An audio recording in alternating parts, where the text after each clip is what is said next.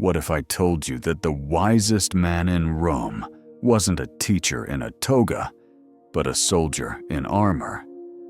What if the clearest words about living well didn't come from a guru on a mountaintop, but from an emperor at war, scribbling quietly by candlelight in his tent, while disease swept through his army and betrayal stirred in his court? Marcus Aurelius was that man. He ruled the world and still feared wasting a single thought on what he could not control.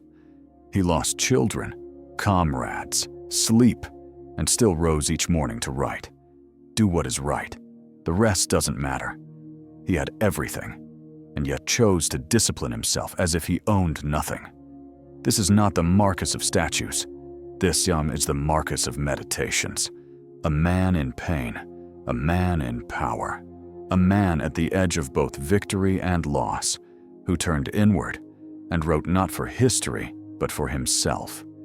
And in doing so, gave us one of the most enduring manuals for living ever written. The empire within, forget the throne, forget the battles. The real war Marcus fought was within himself, and he fought it not with swords, but with questions. Is this in my control? Am I doing my duty?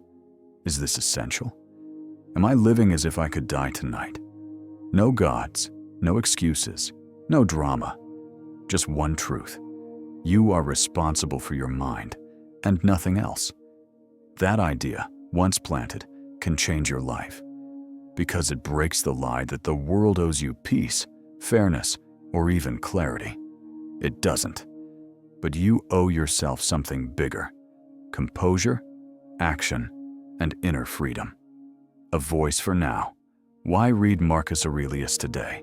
Because while the world has changed, the battle hasn't. The world still distracts us. He says, return to yourself. The world still angers us. He says, no one can harm you unless you let them. The world still wastes us. He says, ask, is this necessary? He doesn't ask you to believe in anything but your own reason. He doesn't sell hope. He sells clarity. And in an age of noise, outrage, and endless opinions, clarity is power. Not a saint, a soldier of the mind. Marcus was not perfect. He didn't expect to be. He made mistakes. He lost his temper. He suffered real grief. But every night he returned to the page, not to brag or teach, but to practice. He wrote to remember.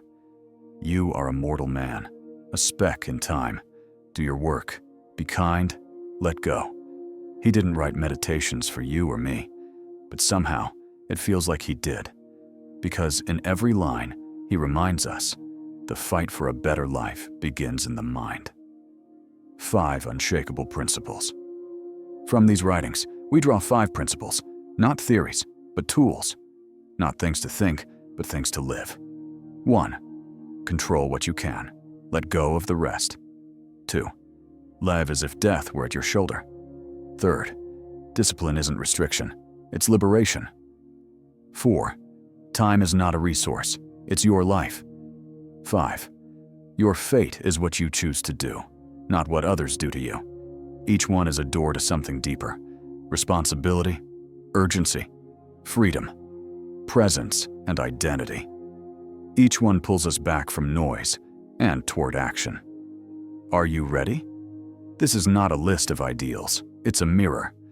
These 5 principles are not meant to impress you. They are meant to challenge you. To ask, can you keep your mind steady when the world tilts? Can you choose effort over comfort?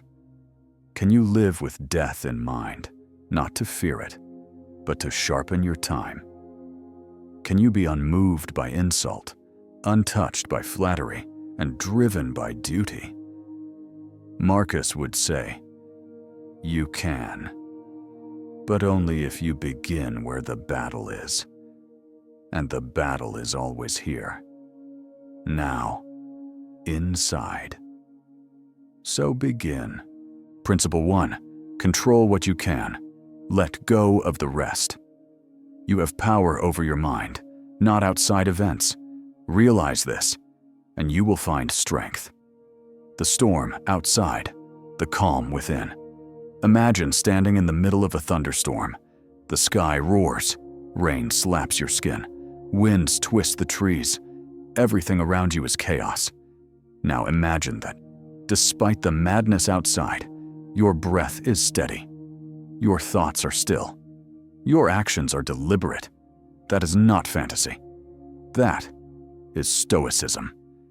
And at its core lies this principle: control what you can. Let go of the rest. Marcus Aurelius didn't write those words from a place of comfort. He was not sitting in a quiet villa, sipping wine.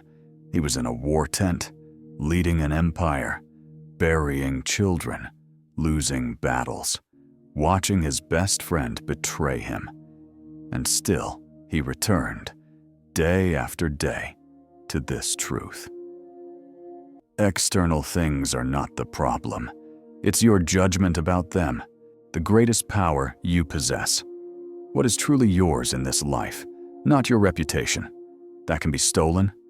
Not your possessions. They can be burned. Not even your body. It weakens, breaks, dies. So what remains? Your judgment, your perception, your will. These are the only things you ever fully own. Marcus calls them the ruling faculty, the seat of your freedom. You can lose everything and still have your mind. But if you lose your mind, even paradise becomes a prison. The great divide: what's up to you versus what's not. Epictetus, one of Marcus's teachers, made the line very clear. Some things are up to us, and some things are not up to you. Your thoughts, your decisions, your values, your actions, not up to you. Other people, the past, the weather, the outcome. Now read that again, slowly. Let it sink in, because everything you worry about that is not under your control is a theft of your peace. The prison of false control. We try to control what people think of us. We try to control how fast we succeed. We try to control how others behave, what they say, how they love us. And it never works, because that's like trying to stop the tide with your hands. The Stoic doesn't try to bend the world to their will. The Stoic bends their will to reality. This is not giving up. It's waking up. It's not passive. It's powerful. The two circles visualize two circles. The inner circle, what you can control. The outer circle, what you can't. Most people live in the outer circle, reacting, complaining, hoping. The Stoic lives in the inner circle, acting, choosing, building. Why? Because that's where strength lives. When you stay in your circle, your energy compounds, your clarity sharpens, your peace deepens, and you begin to see the world for what it is. Not a thing to be mastered, but a place to practice mastery. What letting go really means letting go does not mean you don't care. It means you care properly. You don't rage at traffic. You breathe and use the time to reflect. You don't spiral from criticism. You examine it for truth and discard the rest. You don't cling to a result. You pour yourself into the process. Letting go isn't weakness. It's precision. It's choosing where to aim your limited power, like a general directing forces only to winnable battles.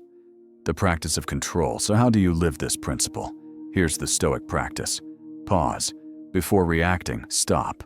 Ask, is this in my control? Separate.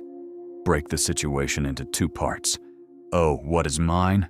Oh, what is not? Act only on what is yours. Thoughtfully, bravely, immediately. Release the rest. With calm, with grace, without attachment. You will feel resistance. Your ego will scream, but do it anyway. Freedom is not a feeling. It is a discipline. When everything falls apart, Marcus wrote in plague, in war, in grief, and still he said, you can endure anything your mind allows. His example is not theory, it's proof. When things fall apart, When you lose the job, the person, the health, ask, what is still mine? How can I respond with virtue? What does courage look like here? Even in loss, there is power, because even in loss, you still own your response. The modern rebellion. In a world obsessed with blame, Marcus teaches ownership. In a culture of outrage, he teaches serenity. In a society drowning in distraction, he teaches focus. This is rebellion, not against governments, but against helplessness. Because once you realize what is yours and what is not, you can stop being a victim. You stop saying, "Why is this happening to me?" and start asking, "How shall I respond?" That is the beginning of sovereignty. A daily mantra. When you wake up tomorrow, say, "I will meet whatever comes. I will choose how I respond." That power is always mine. And it will be tested. Someone will disappoint you. A plan will collapse. Life will throw its chaos. Good, because that is the training ground. That is where Stoicism begins. Not in comfort, but in conflict. Not in peace, but in practice. You don't become unshakable by reading. You become unshakable by remembering. And Marcus reminds us, again and again, your mind is your kingdom. Rule it well. Principle 2. Live as if death were at your shoulder. You could leave life right now. Let that determine what you do and say and think. Marcus Aurelius. Meditations. Book 2.11. Death is not the enemy. Most people flinch when they hear the word death. They change the subject, look away, pretend they have time. Marcus Aurelius never did. He carried death like a companion, not to be feared, but to be consulted. Because for the Stoic, death is not the enemy. Wasting life is. The most powerful perspective. What if you lived each moment as if it could be your last? No, not in recklessness, not in indulgence, but in clarity, in urgency, in truth. Would you still scroll endlessly through distractions? Would you still hold grudges over things that will fade? Would you still wait for the right time, the perfect mood, the someday? Marcus didn't wait because he understood. Death is not a surprise, it is a guarantee. Memento mori, remember you will die. This ancient Stoic phrase is not morbid, it's liberating.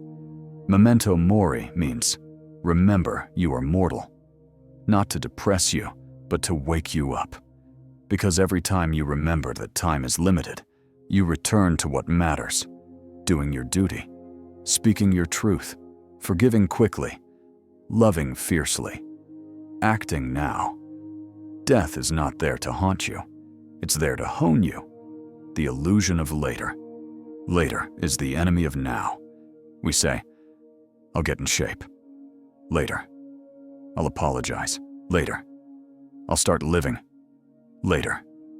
But what is later except a bet on something you don't control? Marcus wrote during plagues, during war.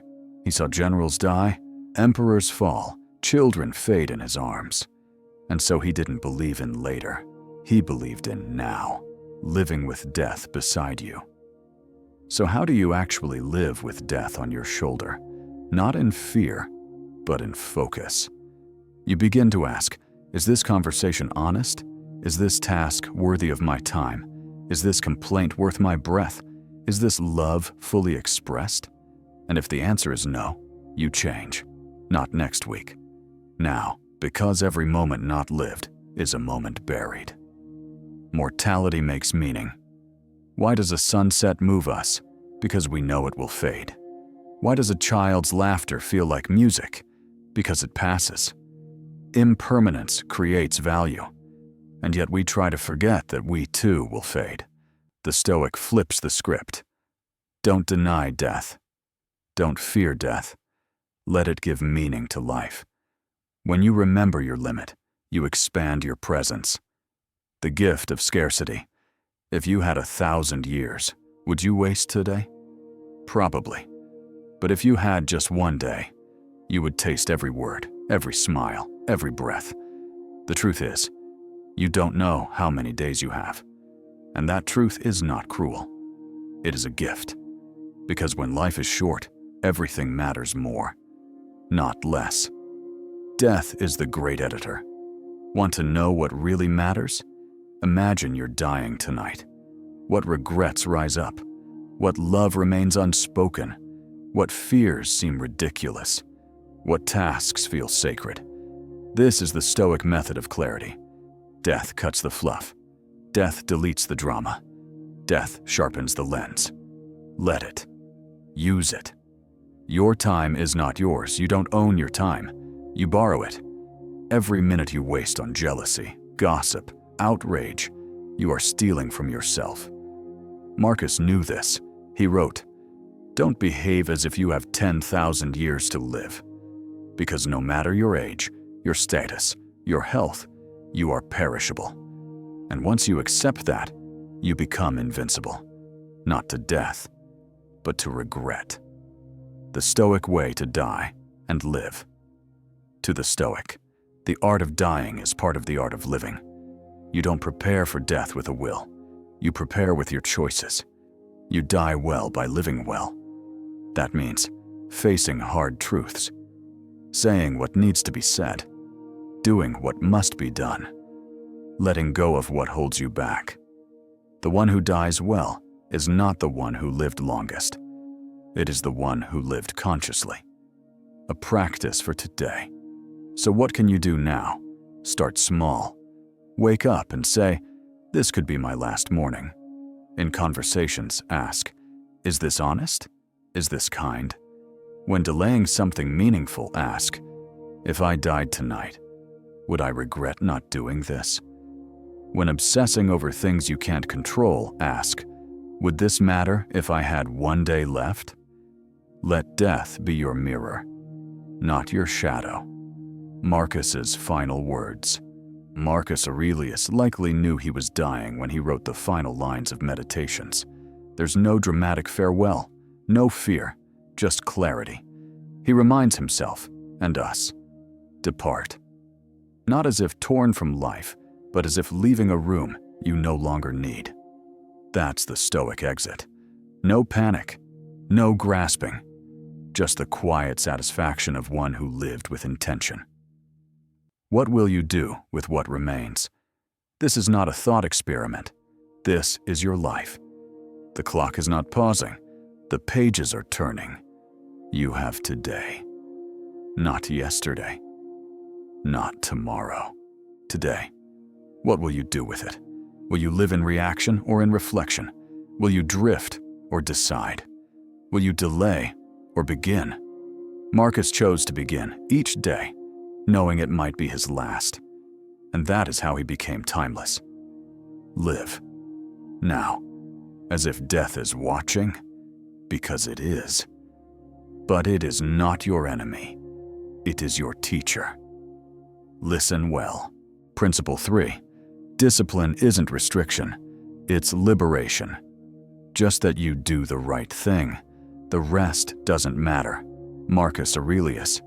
Meditations. Book 6.2. The myth of freedom. We are taught that freedom means doing whatever we want. Eat what you crave. Sleep when you feel like it. Say what's on your mind. Skip the hard parts. Follow your impulses, and you're free. Right? Marcus Aurelius would disagree. He would say, "That's not freedom. That's slavery to emotion, appetite, and mood." True freedom, he argues, is not the absence of rules. It is mastery over the self. And that mastery is only possible through discipline. I discipline as the key to power. Look at anyone who commands respect, not through fear, but through example. The athlete who trains at 5 a.m., the parent who shows up every day, the leader who listens before speaking, the writer who writes even when uninspired. What do they all have in common? Discipline. They don't act because they feel like it. They act because they've chosen a higher standard. This is the kind of power Marcus speaks of.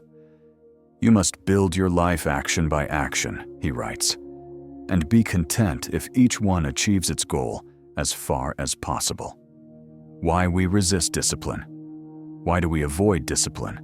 Because it feels like loss of comfort, loss of freedom, loss of pleasure. But Marcus would say, that's illusion. The truth is, without discipline, your comfort becomes your cage. Your habits become your captors. Your mind becomes your master, and not in a good way. We fear structure, but forget. Structure is the skeleton of greatness. What discipline really is. Let's redefine the word. Discipline is not punishment. It's not self-denial for its own sake. It's alignment. It's the act of choosing what you value most over what you want right now. It's the moment you say, I won't scroll. I'll study. I won't lash out. I'll pause. I won't sleep in. I'll show up. Not because someone told you to, but because you've told yourself who you want to be. Discipline builds identity. Every disciplined choice is a vote for the person you want to become. Skip the gym? 1 vote for comfort. Get up and go? 1 vote for consistency. Ignore the urge to argue? 1 vote for peace. Speak up when afraid? 1 vote for courage. Marcus lived by this logic. The soul becomes dyed with the color of its thoughts, he said. And thoughts, repeated with action, become character. The daily battlefield discipline is not forged in big moments. It's forged in the small decisions. Wake up or snooze. Speak clearly or avoid. Focus or distract. Eat well or indulge. Do the thing or wait. Every choice is a fork in the road, and the disciplined path is usually harder, which is why it matters. Because it's the path fewer take, but those who do walk lighter and live stronger. Emotion versus action. One of Marcus's most radical ideas is this. The mind adapts and converts to its own purposes, the obstacle to our acting. In other words, even pain, fear, anger can become fuel, but only if we don't let emotions dictate behavior. Discipline says, feel the emotion, but choose the action. You can feel lazy and still get up. You can feel fear and still step forward. You can feel chaos and still create order. This is the Stoic muscle. Act from principle, not from impulse. Restraint is not weakness. The world says, express everything. Marcus says, restrain wisely. Don't be overheard complaining, not even to yourself. That's not repression. That's strength, to hold your tongue, to redirect your energy, to let insult pass through you like wind through trees. Discipline isn't just action. It's inaction where ego wants control. It's saying, I don't need to win every argument. I need to win myself. The body follows the will. Marcus knew the body is not the master. It wants comfort. It wants ease. But the Stoic life is one of choosing discomfort with purpose. Rising early, training the body, eating with intention, saying no when others say yes. At dawn, when you have trouble getting out of bed, he wrote, tell yourself, I am rising to do the work of a human being.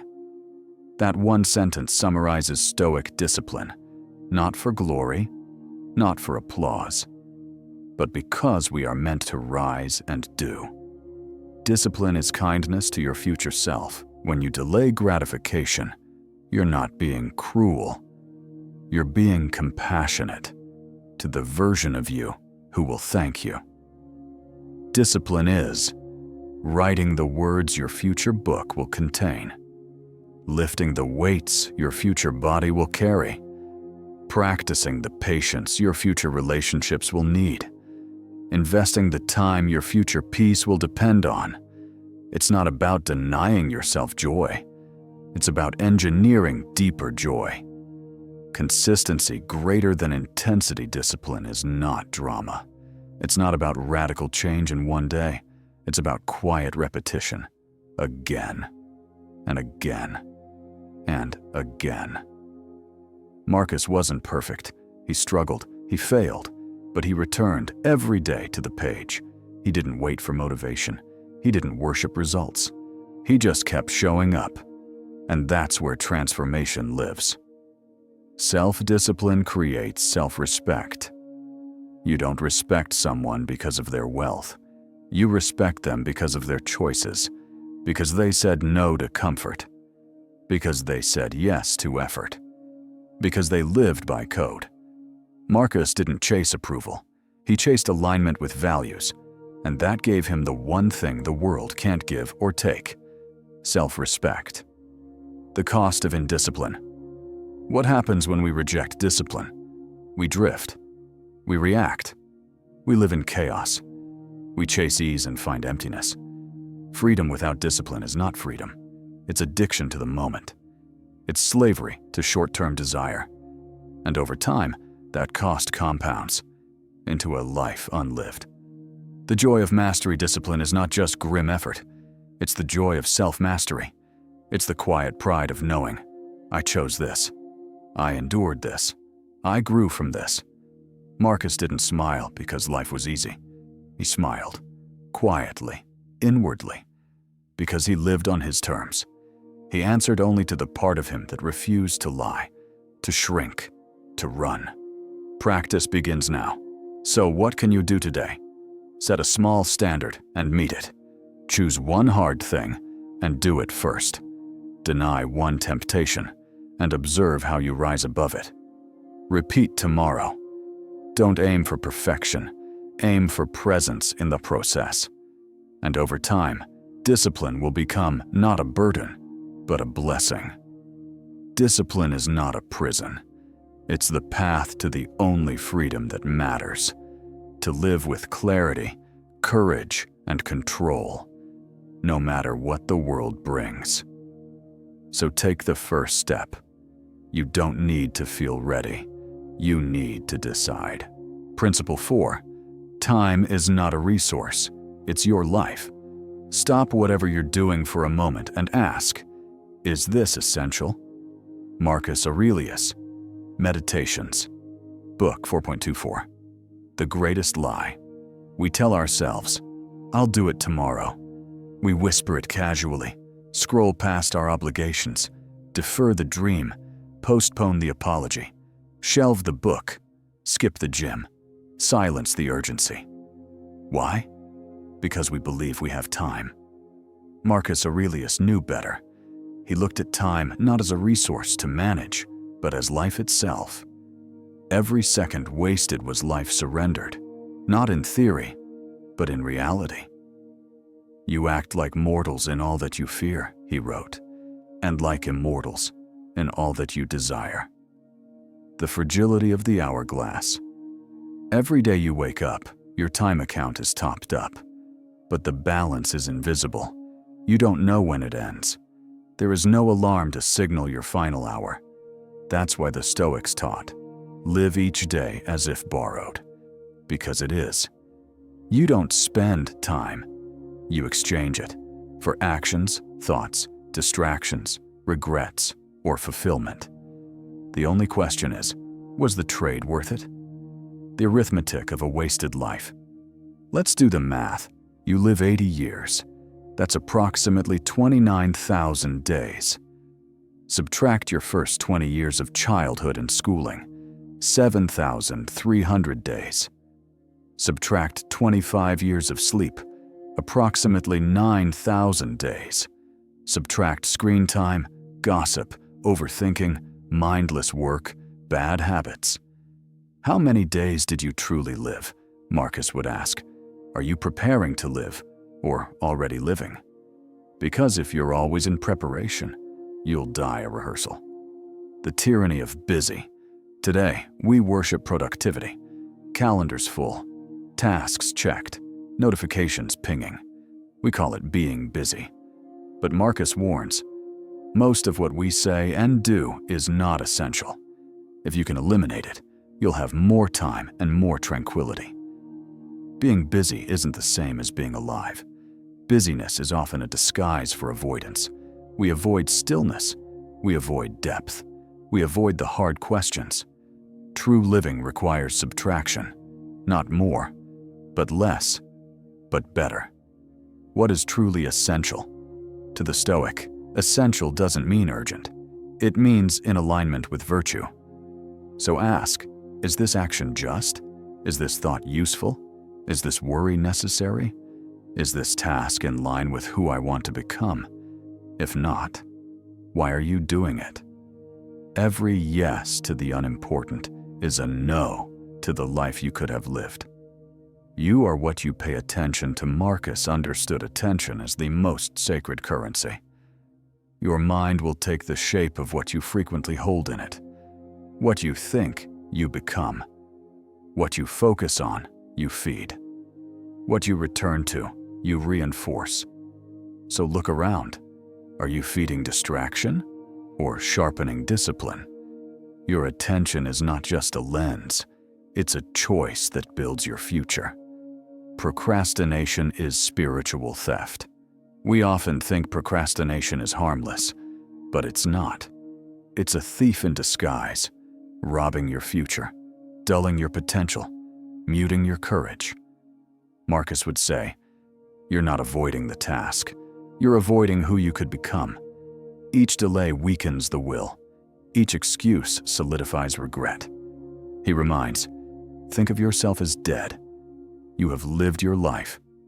Now, take what's left and live it properly. What fills your hours fills your soul. Imagine your day as a jar. You can fill it with sand, distractions, or stones. Deep work, love, growth, service. The jar will fill either way.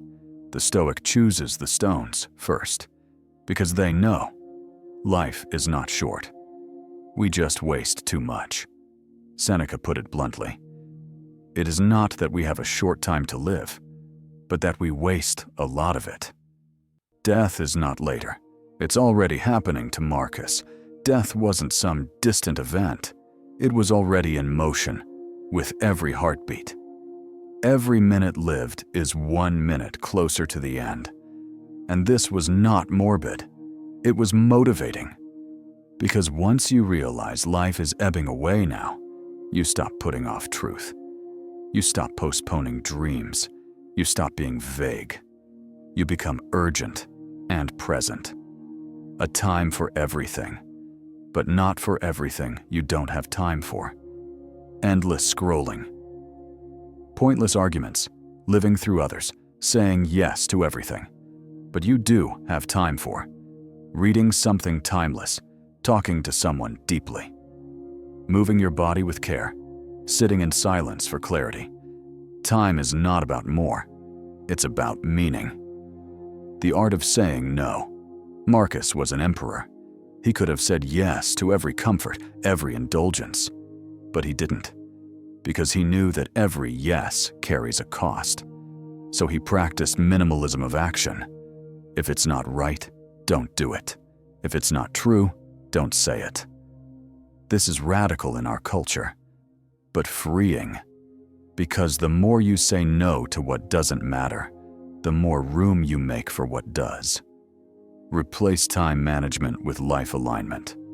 Forget hacks. Forget calendars. Ask deeper questions. What kind of life do I want? Who am I becoming with these habits? What does my use of time say about my priorities? You can't manage time. You can only manage your alignment. When your values and your hours match, clarity follows. When they don't, suffering sneaks in. What time asks of you? Time isn't asking for efficiency. It's asking for reverence, not speed, but presence. Not results, but integrity. Not productivity, but awareness. You don't need to do more. You need to do what matters, without delay, without apology, without distraction. The practice of time awareness. Here's how to practice this principle. Begin the day with a reminder. This day will never come again. What deserves it? Pause hourly and ask, is this essential? Before any task or scroll, ask, is this worth exchanging my life for? End the day with a review. Did I live by my values today? This is not pressure, it's purpose. Time is a mirror. Time reflects your priorities. Your use of it reveals what you fear, what you desire, what you avoid, what you value. So if the reflection is blurry, clean the mirror. Be honest, be brutal, be free. Because once you align with time, you align with life. Time isn't running out, it's running through you. And if you live like Marcus Aurelius, you'll stop trying to find time and start becoming the kind of person time bends toward. One who wakes with intention, works with focus, speaks with care, loves with urgency, and ends each day not in regret, but in readiness. You don't need more time. You need more truth in how you use it. And that, the Stoic would say, is a choice you can make today. Right now. Principle 5. Your fate is what you choose to do, not what others do to you. Choose not to be harmed, and you won't be. Don't feel harmed, and you haven't been. Marcus Aurelius. Meditations, Book 7.14. The misunderstood source of suffering. Most of us grow up believing that other people control how we feel. She made me angry. They ruined my day. He broke me. They made me feel small. But Marcus Aurelius flips the script completely. If someone does wrong, it's their problem. Your response is yours. In other words, no one can control you unless you hand them the reins. And that changes everything. The fortress within, Marcus believed the mind is a citadel, a fortress no one can enter unless you leave the gates open. This isn't just metaphor, it's a mental stance. No matter what they say, do, think, or assume, you remain sovereign. You may feel anger, you may feel sadness, but those are waves that rise inside you, not weapons launched from the outside. And the Stoic learns not to suppress those waves, but to observe them without drowning. The freedom of emotional ownership. Imagine this shift. From "he made me feel worthless" to "I allowed his words to affect how I see myself." From "they ruined everything" to "I attached my peace to their behavior." This isn't about blame, it's about ownership. Marcus isn't saying pain doesn't exist. He's saying, don't outsource your peace. How much power have you given away? Start counting. Every time someone's mood dictates yours. Every time a stranger's comment ruins your day. Every time silence from someone else fills your head with noise. Every time rejection, gossip, or betrayal twists your actions. In those moments, you are not you. You are the echo of someone else's choices. And Marcus Aurelius would gently remind, return to yourself. Resentment is self-punishment. Holding on to anger, hurt, betrayal feels powerful, but it's poison. As Marcus said, the best revenge is not to be like your enemy. When you harbor resentment, you are letting the past hijack the present, letting others live rent-free in your mind, becoming the very thing you swore to avoid. Forgiveness is not weakness. It's a declaration of independence. How to reclaim the steering wheel. So how do you take your fate back into your own hands? Pause before reacting. Ask, is this about them or about my own expectations? Name the emotion. Not, I'm furious, but I'm noticing anger. Detach identity from insult. Not, I am disrespected, but they acted unkindly. Choose your next move consciously. Even silence, even walking away becomes power when chosen. Discipline isn't just physical, it's emotional mastery. No one can stop you from being just, brave, or kind. This is one of Marcus's most radical insights. No one can prevent you from living in accordance with your own nature. Someone can shout. You can still respond calmly. Someone can betray. You can still keep your integrity.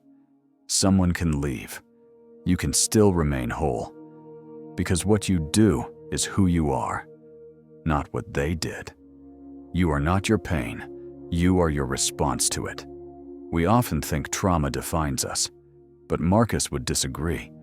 Pain leaves marks, but your response to it writes the narrative. You are not the insult. You are the clarity that followed. You are not the heartbreak. You are the love you chose again, despite it. You are not the betrayal. You are the boundaries you built afterward. Pain is not destiny. Choice is. The world is not fair, and that's the point. People will lie, cheat, leave, hurt, manipulate, forget.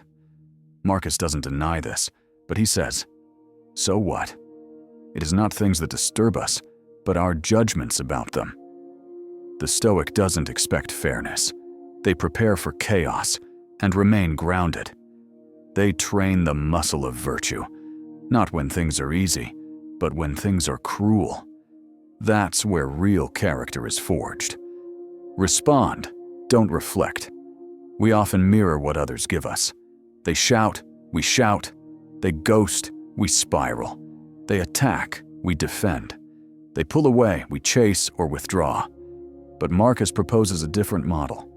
It is possible to be invincible by not entering the contest. He's not promoting passivity. He's proposing sovereignty. You don't need to reflect back ugliness. You can transmute it. You choose the meaning of what happens. Two people are rejected. One says, I'm unworthy. The other says, that was not my place. Two people lose money. One says, I'm ruined. The other says, time to rebuild. Two people are insulted. One is haunted for weeks. The other forgets by lunch. Same event, different meaning. And meaning is a choice. Always. Let their behavior reveal them, not you. When someone disrespects you, it tells you who they are, what their values are, where they are in their journey. It says nothing about your worth. Marcus would say, when you wake in the morning, tell yourself, people will be rude, arrogant, deceitful, but I have seen the nature of good and evil. They are mistaken. This is not coldness, it's clarity. Not reacting is a superpower. We glorify being loud, being right, clapping back. Marcus glorifies restraint, not responding to gossip, not defending every decision, not needing to be understood, not reacting when provoked. Silence is not weakness, it's wisdom, refined. What you build inside cannot be touched. Someone can take your job, but not your work ethic. They can take your title, but not your integrity. They can take your money, but not your resourcefulness. They can take your love, but not your capacity to love again. Dig deep within yourself, for there is a wellspring of goodness ever ready to bubble up. Marcus believed, what is most important is untouchable. The final word. You cannot choose who leaves, what they say, how they treat you, when the world hurts.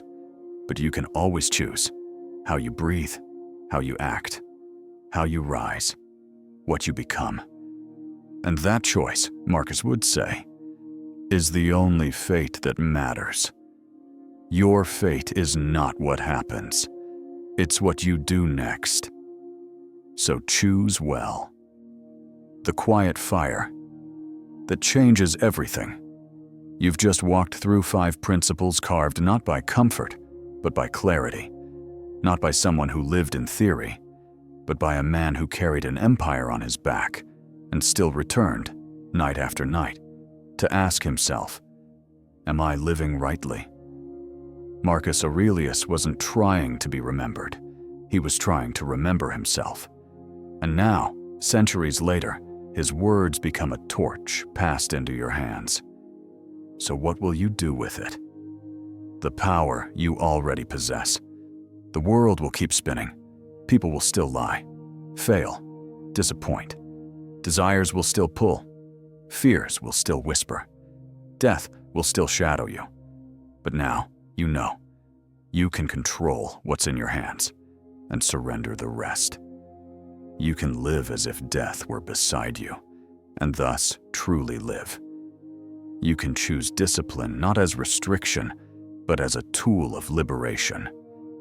You can treat your time not as a resource, but as the sacred measure of your soul. You can claim your fate, not by controlling the world, but by mastering your responses to it. You don't need anything more.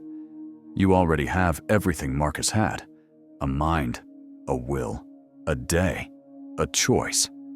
Stoicism was never meant to stay on the page. Marcus never titled his book. It was just his private journaling, his practice, his compass. So what matters now is not what you read, but what you practice. Each day is a rehearsal. Each choice is a sculpture. Each moment is a chance to become who you were born to be, not by fate, but by decision. Stoicism isn't about being cold. It's about being clear, clear enough to act well, even when the world is burning. When the storm comes, you will stand ready and it will come. The loss, the betrayal, the failure, the uncertainty. But this time, you won't be caught off guard. You won't flinch in fear. You won't scream at the sky. Because Marcus already prepared you. The impediment to action advances action. What stands in the way becomes the way. You will move forward, not perfectly, not without pain, but with presence, with honor, with fire in your belly and silence in your soul. A new definition of strength. Strength is not loud.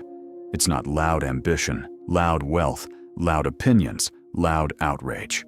It's the quiet strength of doing the right thing, unseen. Saying no, when yes is easy. Holding your mind still in chaos. Forgiving, when the world says burn. Waking up one more time, when the body says sleep. Marcus lived this kind of strength, and now you can too. The life you leave behind, you won't be remembered by everything you owned. You won't be remembered by the opinions you won. You'll be remembered by the steadiness you carried, the warmth you gave, the work you did when no one noticed, the peace you built inside yourself and passed on to others. Legacy isn't marble statues. Legacy is how people breathe after they leave your presence. This is your hour. You don't need to change everything tomorrow. You only need to return to the principles. Again, and again, and again, like Marcus did. You are not behind. You are right on time to become who you were meant to be. You have today. You have breath. You have will. You have wisdom that outlived empires in your hands. So pause, breathe, and begin again. Let this be your reminder. Print it, memorize it, whisper it, live it. I will control what is mine and release the rest. I will live like a mortal because I am one. I will choose discipline, not as a prison, but as my path. I will treat time as sacred because it is. I will define my fate by my actions, not theirs. And above all, if it is endurable, then endure it. If not, stop complaining. Your mind is your kingdom. Rule it well. The journey continues. You've reached the end of these 5 principles, but the real Stoic life, it starts now, in how you respond to discomfort, in how you move through traffic, in how you work, love, wait, choose, breathe, rise. There will be setbacks. So what? There will be emotion. Good. Use it. There will be death. Accept it. There will be noise. But you will remain still. Because you've remembered who you are. Because you've remembered what Marcus died knowing. We do not need a perfect world to live well. We only need the courage to live rightly, in this one. Go now, and live. Not loudly, not perfectly, but truly, as he did, as you now can. If this helped you, consider subscribing and following for more.